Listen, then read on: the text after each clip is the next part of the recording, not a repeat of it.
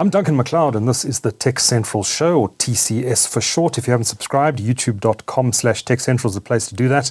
Otherwise, subscribe to our daily newsletter and you'll get the latest local and international tech news, as well as these interviews delivered to your inbox at 5 a.m. every day. The address to use to subscribe is techcentral.co.za/newsletter. Now, I'm really excited about our next conversation.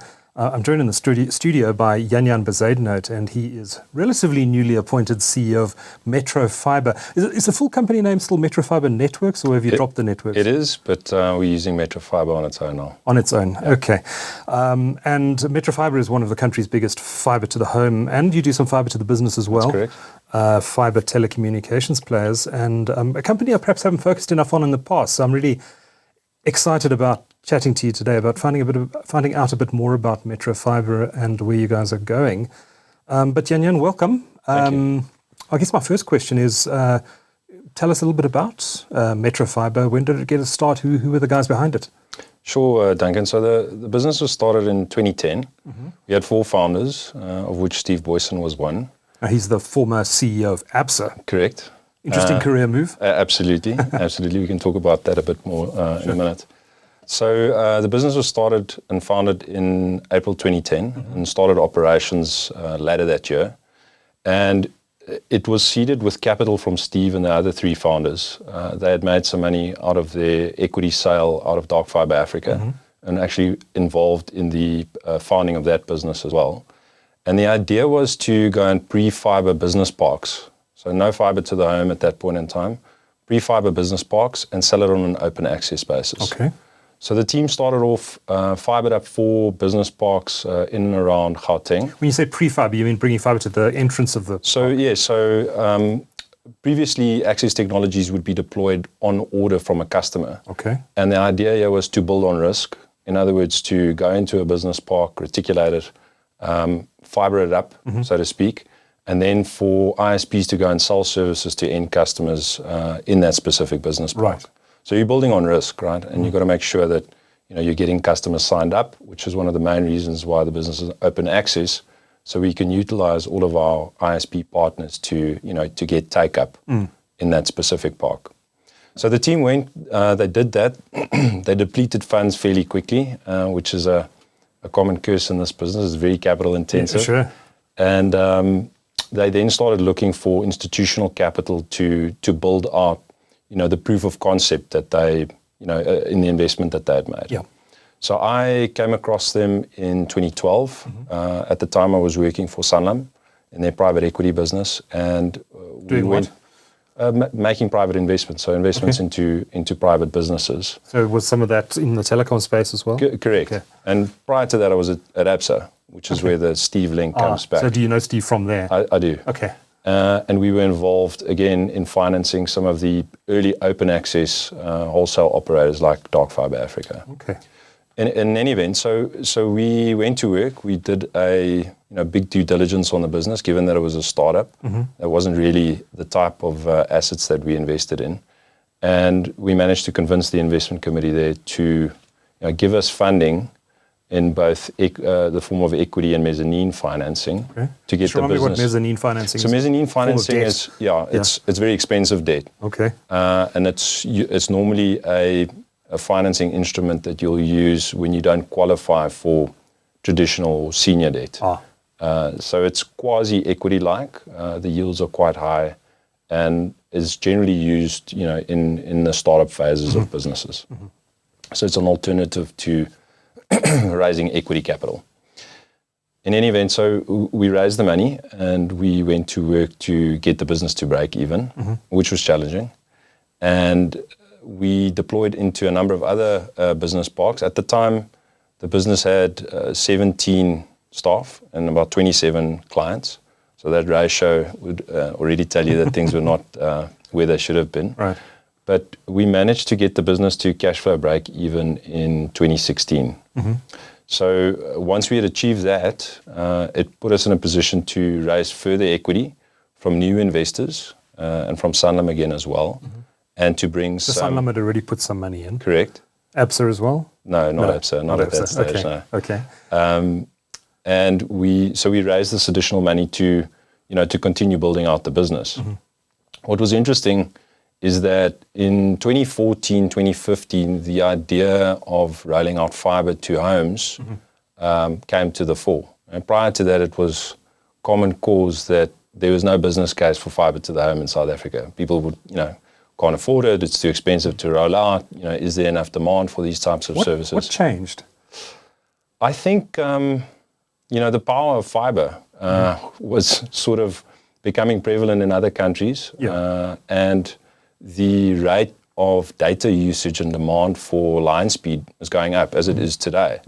So, I think that's what changed it, and it needed to take some entrepreneurs. It needed some entrepreneurs to take some risk to take a chance and to go and fibre up some of these suburbs, right? Yeah. So it's interesting to look back now because it seems so obvious that there was this latent market demand for fibre. I mean, at the time we were reliant on Telkom's ADSL network, Absolutely. which was very slow, it was expensive. And suddenly there was this massive deployment of fibre to the home infrastructure in South Africa. It was almost as if we were just waiting for someone to flick a switch, and then everyone realized that there's massive opportunity here. Yeah, that's right. Why do you think the big telecommunications operators were so slow to catch on to this trend? I'm not sure, Duncan. I mean, I think because of the capital investment required, and let's remember, it started off fairly slowly, right? It was single suburb here, single suburb there, and then you got to raise money to go and deploy at large scale. Yeah. And that takes a bit of time. Investors ask, a lot of questions if you want to raise big money from them. And you need to prove the model. So, what does peak penetration look like in a suburb? Will 25% of the people take it? Will 60% of the people take it? You need to start proving some of those assumptions, and then you manage to attract funding, equity, and alongside that, additional debt to go and build out these big networks. Right. So 2015 came, we saw the opportunity along with some of the other operators, and we very carefully started deploying into certain suburbs. Okay. And that was the catalyst for us to go and raise additional money from new investors, as I said, and to get, let's call it proper bank debt onto our balance sheet. And since then, we've done another 3 rounds of equity, refinanced our debt facilities, alongside each of those equity rounds. So who are some of the investors that have come on for the journey along this process? So we've consolidated our shareholder base, and our main backers at the moment include Old Mutual. So they are 42% shareholder in our business. Wow, okay. And they manage, or at least the pools of capital that are invested into our business comes out of various places in the Old Mutual stable. So it's managed by AIM, or Africa Infrastructure Investment Managers. They're also one of the biggest private power owners in the country. And then our second largest shareholder is a French investment firm called Stoa Infra and Energy. So that's I remember that acquisition, yes. Correct. So what do they own in the business? So they're sitting around 25% at the moment. Okay. And then we brought in a new BEE partner 3 years ago, called it's a vehicle called Levoca, and the business that sits behind it is the South African Infrastructure Housing and Infrastructure Fund, SAIF. Okay. So between the three of them, they own over 80% of the business, and the rest are small strategic shareholders in management. Is Sanlam still involved, or have they exited? No, they've been bought out. Okay. Post the Old Mutual funding round, there was a need from them to exit. They private equity investors, and have a limited lifespan in terms of how long they remain invested in business. And so Old Mutual and Stoa and SAIF bought them out. So roughly how much money have you raised to date for building out this network? So in terms of equity, we've raised close on 4 billion rand. Wow. And then obviously the debt funding goes alongside that. Yeah. Okay. So it's a substantial amount of... That's big money. And are you looking to do further capital raises down the line? Yes, so we're in an interesting space at the moment, right? So we've gone through a massive phase of growth in terms of deploying network and deploying infrastructure right across the country. And we now need to, let's call it, reorientate our business around monetization of that network, right? That's where the rebrand, the product position, the new products that we've launched, where that positioning comes from. So we need to make a shift as a business in that direction, but we're continuing to build out. So this year we've got in the budget around 100,000 homes we want to build, and we want to continue on that sort of cadence into the foreseeable future. Is there still a land grab going on in fiber telecommunications? Yeah, so it's interesting. At the moment, there's 5 million South African houses that are covered with fiber access. That's amazing. 5 million? 5 million. That's astonishing. 4 million of those specifically on, let's call it the traditional sort of FTTH model, month-to-month contracts. And So 5 million is the number of households that can get fiber? Correct. They're not necessarily households that have signed up for fiber? No, that number is around 1.77 million. Okay. Yeah. So and remember, a lot of those deployments have come very recently. Yeah. So, people don't sign up as fast as we've built in the past. Sure. We wish they would, but they do come along as the networks or the precincts go live. And we expect the penetration rates across all of the fiber that's been deployed to go up over time. How many households are there in South Africa, and what percentage of that total do you think is? There's 18 million households in South Africa. 18 million. How many of those do you think might eventually sign up for fiber? So we believe, like I said, 5 million covered at the moment. We believe there's at least another 10 million to cover that we can cover. And remember, you've got to take into account things like density and our rural. That's where different access technologies play an important role. Right, fiber is more suited to densely populated environments, and then it also depends on where the national long distance routes or the backhaul drops off. Which towns do they cover and which don't they cover? But so if there's no national long distance fiber in a particular town, it's difficult for a fiber operator. Of course, because then you've got to build that route as well, which again is expensive.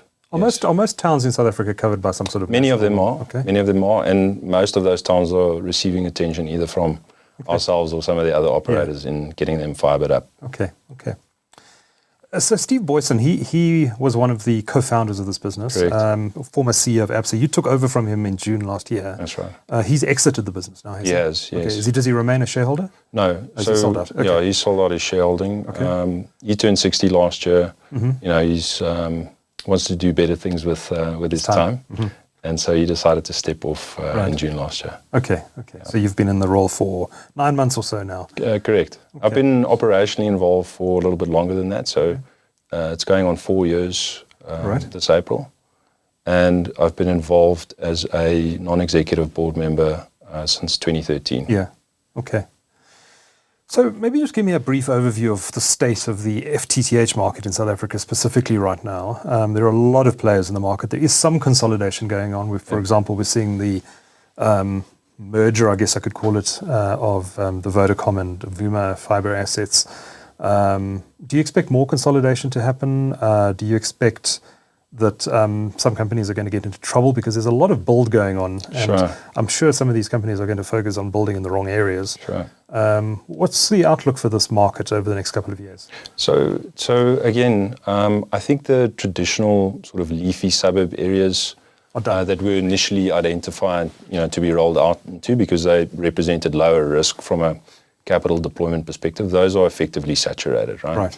So what we're seeing now in those areas is some level of overbuild from some of the operators, which is a very inefficient way to Does it ever make sense to deploy 2 FTTH networks in a suburb? I don't think it does, Duncan, because the bulk of the major FNOs are open access providers. Right? That means you can choose one of 150 ISPs to take a service from. Now, if 2 open access FNOs go and build alongside each other in a suburb, the best you're going to do is get half of what's available. And that makes the return metrics on the capital that you've deployed in that suburb less attractive than what it would be otherwise.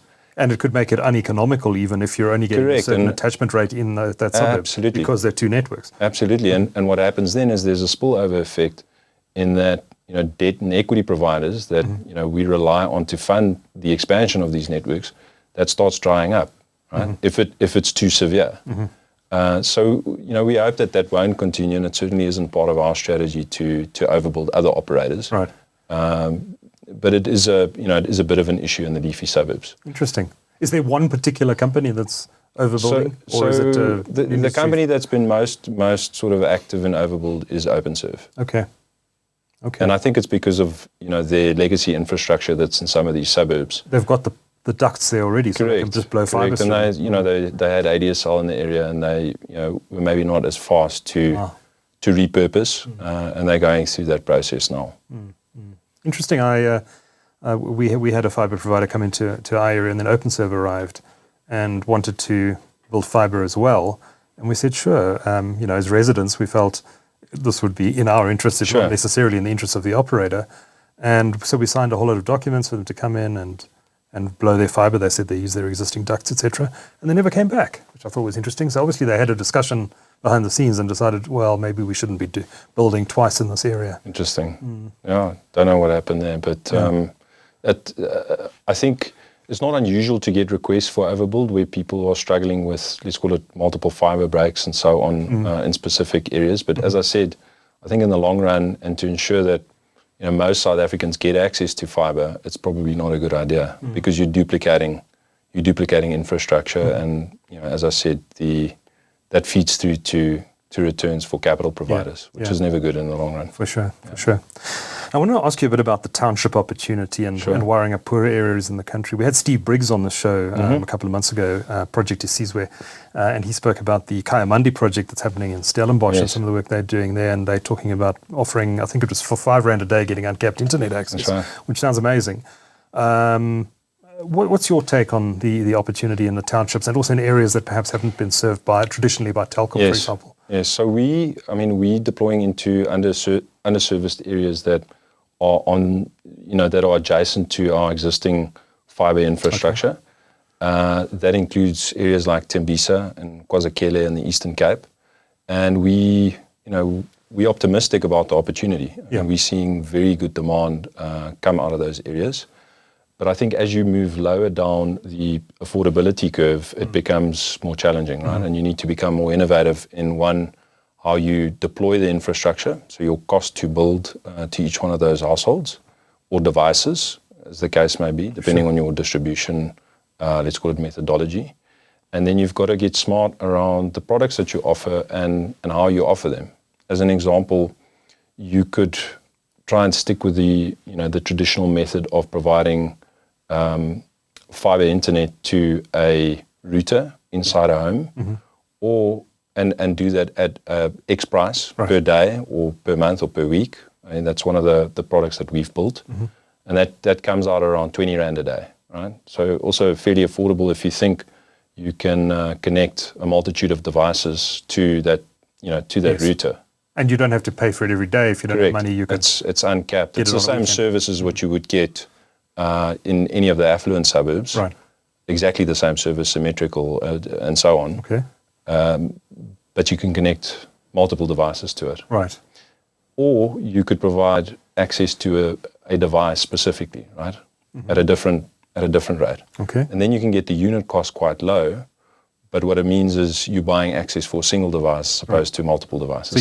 So you'd get access on your smartphone, for example. Correct. Okay.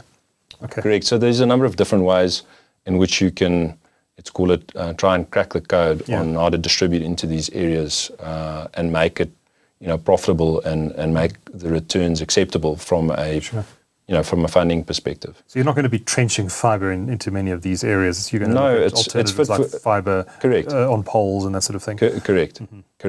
And I mean, there's even other methods, right? You can put fibre onto poles and then have radio access points on the poles and let the devices connect to those. Like a Wi-Fi hotspot. Correct. Below the pole. Correct. But do it at scale and do it for large communities. So there's, as I said, all of the operators are experimenting with this. Some more aggressively than others, but I'm confident that between all of us we'll manage to crack it and we'll get those citizens covered. Okay, so is this a key focus area for MetroFibre? Yes, that's our big deployment push at the moment. Is all in those types of areas. Right. Yes. Because the traditional areas are saturated. Correct. Okay. Correct. And can you deliver these services? I mean, obviously you can deliver them profitably, otherwise you wouldn't be doing it. But do you think you can actually eke out a reasonable margin from these areas? Or is this going to be a very cutthroat business? This is the thing, right?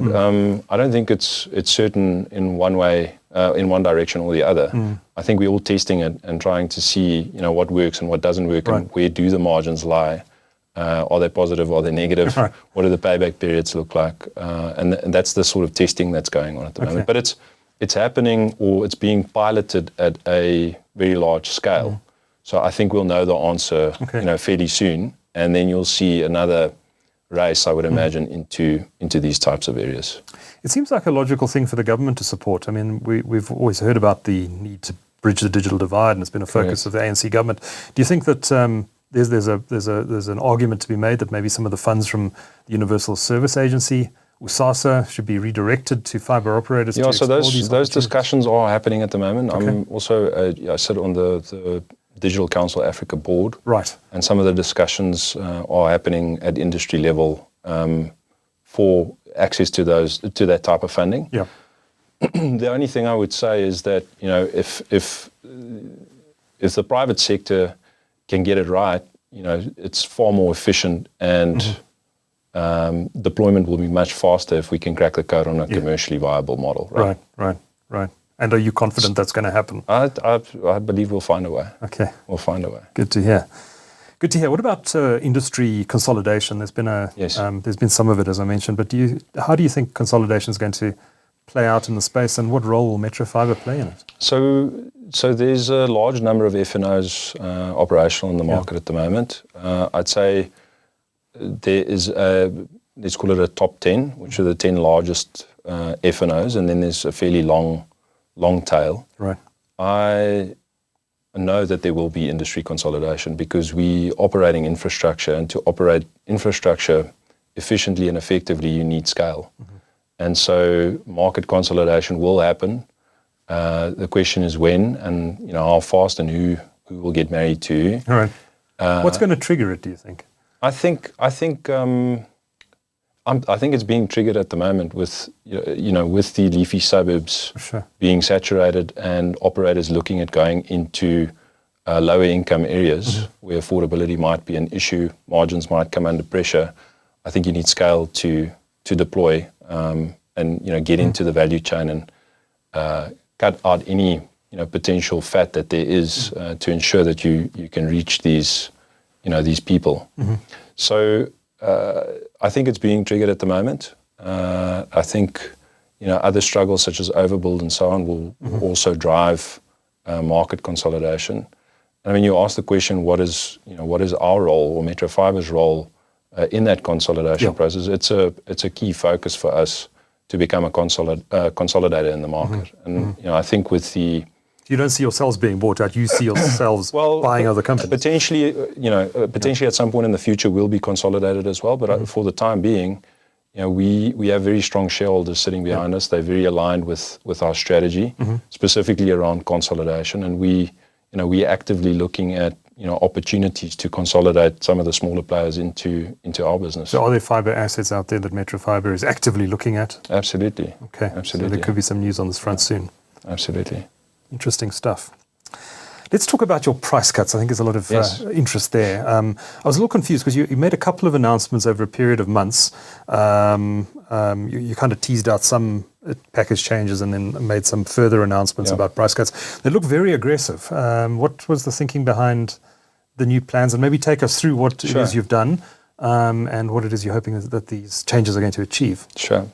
So, Duncan, we went through a research process at the beginning of last year to go and talk to our customers, not just our customers, also potential future customers, to find out what it is that they're looking for in connectivity, right? What are they seeking out? What are their needs? And what are their pain points? And the feedback that came back was quite clear, right? The first thing is customers want products to be simple and transparent. Right? I think the telecommunications market is famous for obfuscating, especially in mobile. Correct. Obfuscating. What is my contract term? What is the price that I'm paying? We want to build products and put products into the market that are very simple and very transparent. Right? So we only have month-to-month contracts. We're making it easy for people to cancel with us. We're making it easy for them to activate their services, and we're very transparent in terms of the pricing. The second thing that was quite clear to us is that customers are looking for quality and they're looking for performance or speed. And this is driven by, the number of connected devices that are being activated inside homes. Okay? And the more devices you have to connect, the higher your need for line speed, right? So we had a look at our packages, and it's not just about, the line speeds we're offering and the price that goes along with that, but it's also, about how we service our customers and the other, let's call it, the flexibility that we add to our product suite. So we've done away, and I think at the same time, we wanted to showcase what fibre can do as an access technology. Mm-hmm. So at the moment, just for interest, in the broadband market, fixed LTE and 5G is still more prevalent than fibre as an access technology. More users. Okay. We wanted to showcase what fibre can do and to offer customers real fibre speeds at affordable prices. So what we've got in our product suite now is we have an entry-level product, which is the one I spoke about earlier, which is a 20 meg up and down symmetrical service, either on a prepaid basis where you buy daily, weekly, bi-weekly or monthly access, or you get a month-to-month contract, and we're selling that direct for 399 Rand a month, which is amazing value. 20 megabits a second is actually pretty speedy for an entry-level It's a great product. It's a fantastic product. Then our next product up, we've upgraded to 250 meg. So it goes from 20 to 250. Correct. That's a huge jump. That's our next level up.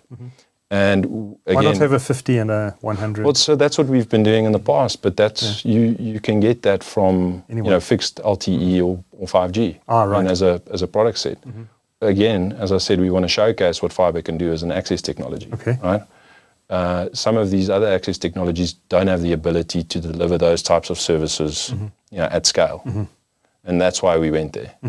So the next level up is 250 up and down. I just want to check something. This is on your own ISP, is that right? Correct. Do you offer these exact same line speeds to your ISP partners as well? Absolutely. Okay. So it's a very important point, right? So our ISP, our wholesale partners are extremely valuable to us, and we've made all of these products available to them as well. Okay. With the requisite pricing that goes along with it. Why, as a matter of interest, do you have your own ISP business on your? So we get that question often, and it's we started out as a pure open access provider, as I said back in 2010.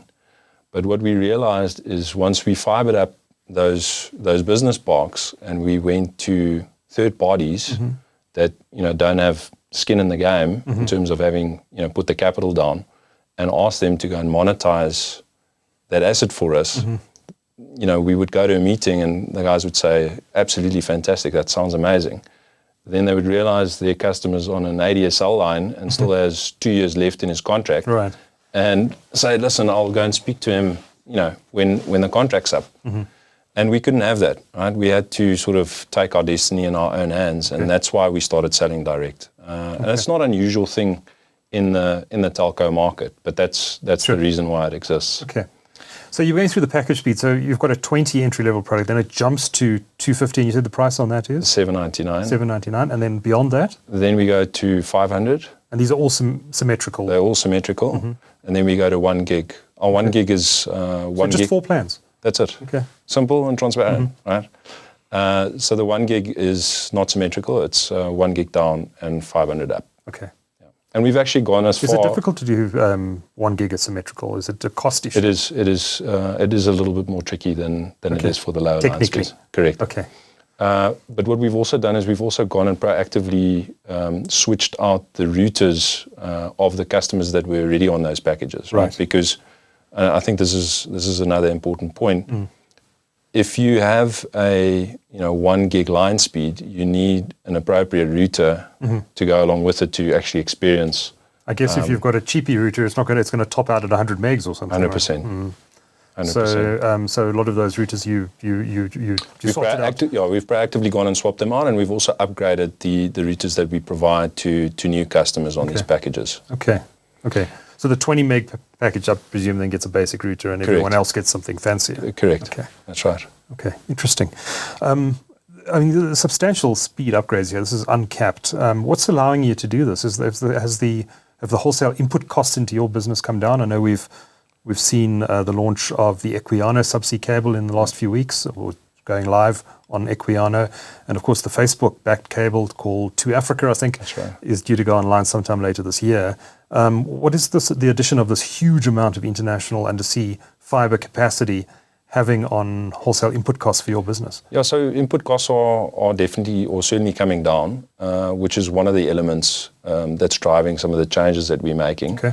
But we're also taking a longer term view, right? Which just means we want to push the market in a direction where people can experience real fiber speeds, as they do, in most developed markets in the world. Yes. So it's not it's not in a one-for-one relationship with our input costs going down. We're actually taking a longer-term view, and we want to... So some margin sacrifice now for future growth. Correct. So we want to showcase fiber, and we want to differentiate it. Yeah. Right? One of the ways in which we can differentiate it is by the performance that it offers, and that's what we're trying to show. We're taking a longer-term view.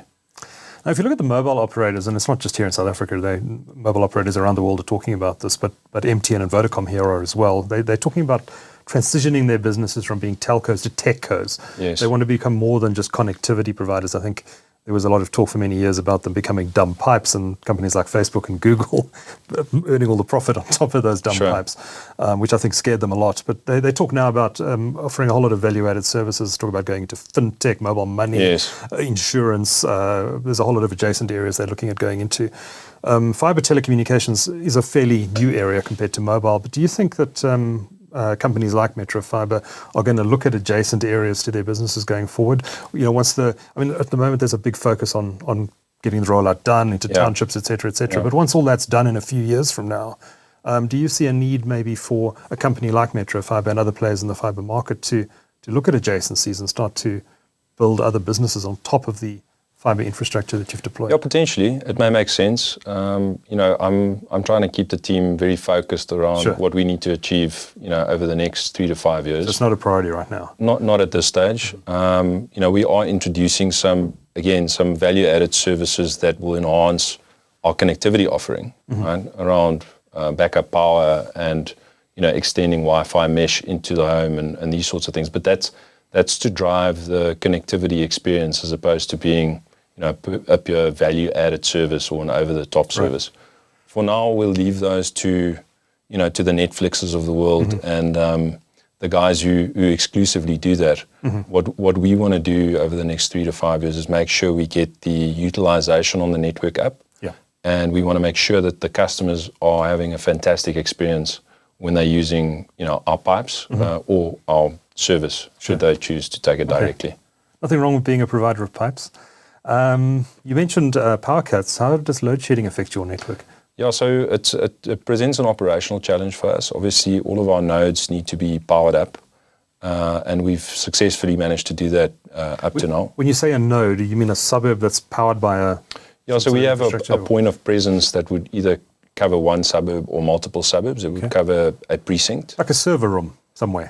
Correct. In effect. Something like that. It'll either be in a container or a mini server room, as you mentioned, and we have backup power installed in all of our, let's call it bigger sites, or bigger nodes. Okay. And we haven't, let's call it, the network has not failed because of load shedding yet, and it won't. But it has presented a big operational challenge for us because we need generators, we need backup for our generators. We need to make sure we've got diesel at hand where that's appropriate. So it has presented a lot of challenges for us, but we're dealing with it fairly successfully. And I think the bigger challenge for us, especially on the residential side, is ensuring that our customers have backup power so that they can keep enjoying the service. Right? There's no point in our node being up, the network's up and running, and your one gig down, 500 apps working fantastically well, but you don't have backup power at home. Yeah. So there's solutions that we're looking at, and I mean so supplying small UPSs, but we want to build proper services around it as opposed to selling devices. Anyone can buy a a mini UPS from Takealot. We would like to service our customers. If it fails, we'll come and replace it. Correct. We'll take that responsibility on ourselves. So that's in development at the moment, and that has been a challenge. Yeah. Because we also get flooded with service calls where power could be the issue on the other end, or there's reconfiguration that needs to happen post a power cut, and that's caused a lot of operational stress and strain in our business. If there's a total grid collapse in South Africa, which people have spoken about, and Eskom has to restart its infrastructure, it's a process that could take about 2 weeks, I've read. Correct. Have you contingencies in place in that eventuality? Absolutely. So we're working on that at the moment. I wouldn't say we're 100% ready yet, but it is something that's very high on the agenda in our business, especially given the time frame that you spoke about. Yeah. I guess the major concern is the supply chains are also going to collapse during those 2 weeks. So we can be as prepared as we like, but if we don't have enough diesel, we don't. Sure. We need to effectively see it out on our own over a 2-week period. Yeah. So I think we're certainly planning for it. We're planning for the worst and hoping for the best. Yeah. Yeah. And that it doesn't. I suppose there are a lot of transpire. interlinkages in the system, because you've got to connect onward to undersea cable, landing stations and all those things which might be out of your control. So if a landing station goes down because there's no electricity, that kind of affects you, your ability to provide internet services. So I suppose in any sort of contingency planning you'd have to speak to third parties as well and find out what they're doing in terms of backup. Absolutely. I think the greater worry for me is around fuel storage. Right. Where do we... The logistics around it, I think, it gets a little scary in the scenario of a grid collapse. Yeah. Yeah. But we are planning for it. What does your network actually look like? I mean, I think we've got an idea of how the fibre is deployed into homes and in suburbs, and there are these, I don't know what you call them, distribution boxes in the streets, and those connect onto the server rooms we spoke about, and then from there they connect into your core network. What does that core network look like, and how do you protect that against load shedding? So the major nodes that I spoke about earlier, they effectively power our core. Okay. So there we have full backup to deal with stage 8 and beyond, and we have backup for our backup. Right. So we have enterprise customers. We didn't speak a lot about fibre to the business today, but we've got large enterprise customers, including some of the big banks that rely on services that we provide them, where our uptime SLAs are 99.9%. Right. So we can't afford to for the network to go down. Right. Interesting conversations we have to have as South Africans, unfortunately. Running a business here is not for sissies. Yeah. Well, let's hope that if there is a total grid collapse, which touch wood there isn't, that we will not be resorting to smoke signals and the fibre network will still. Jan Bezuidenhout, it's been great to chat to you. You are Chief Executive of MetroFibre. Thanks for coming into the TechCentral studio today. Thanks very much, Duncan. Appreciate it.